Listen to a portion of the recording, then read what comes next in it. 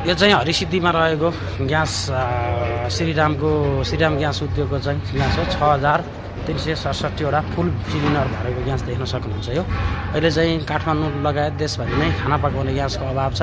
तर यो हरिसिद्धिमा रहेको चाहिँ श्रीराम ग्यासको उद्योगमा भने यसरी चाहिँ 6377 ग्यास फुल सिलिन्डर भेटिएको छ।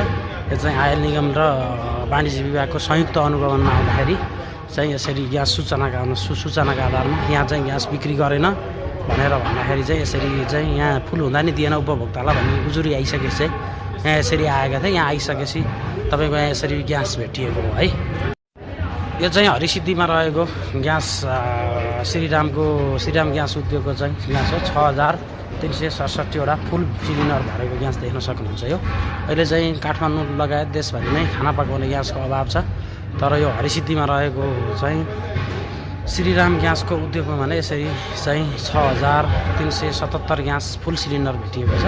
यो चाहिँ आयल निगम र वाणिज्य विभागको संयुक्त अनुगमनमा आउँदाखेरि चाहिँ यसरी ग्यास सूचनाका आधारमा यहाँ चाहिँ ग्यास बिक्री गरेन भनेर भन्दाखेरि चाहिँ यसरी चाहिँ यहाँ फुल हुँदा नि दिएन उपभोक्तालाई भन्ने उजुरी आइसकेपछि चाहिँ यहाँ यसरी आएका थिए। यहाँ आइसकेपछि तपाईँको यहाँ यसरी ग्यास भेटिएको हो है।